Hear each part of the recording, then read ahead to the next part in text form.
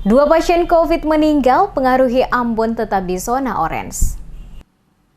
Kota Ambon belum dapat keluar dari zona orange ke zona kuning disebabkan adanya dua pasien terkonfirmasi positif COVID-19 meninggal saat dirawat pada beberapa rumah sakit di Kota Ambon. Hal tersebut disampaikan langsung Kepala Dinas Komunikasi dan Persandian Kota Ambon yang juga sebagai juru bicara tim gugus tugas percepatan penanganan COVID-19 Kota Ambon, Joy Adrians, saat diwawancarai tim DMS Media Group di Balai Kota Ambon pada Rabu 11 November 2020.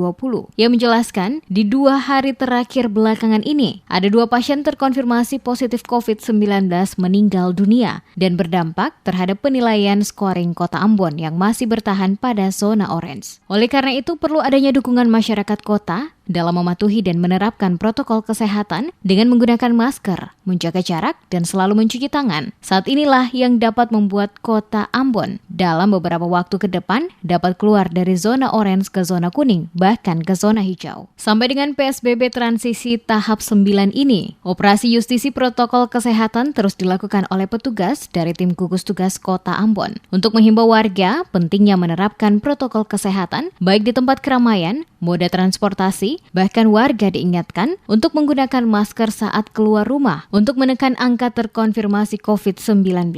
Saat ini, kata Adrians, Kota Ambon masih berada pada zona orange dengan scoring 2,14. Untuk itu diharapkan dukungan masyarakat dalam menjaga protokol kesehatan sangatlah penting sehingga Kota Ambon dapat keluar dari zona orange ini ke zona kuning dengan scoring 2,4 ke atas. Dari sini kami perlu informasikan kepada masyarakat Kota Ambon bahwa walaupun kita sudah ada di zona orange, kita ketahui bahwa skor kita dari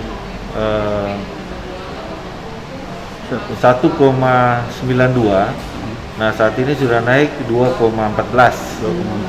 Nah, kita berharap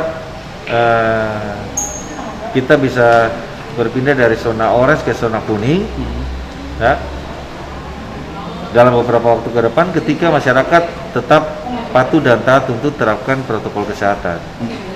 Nah, jadi menggunakan masker, menjaga jarak, cuci tangan, dan hindari kerumunan itu tetap wajib dilakukan oleh seluruh komponen masyarakat.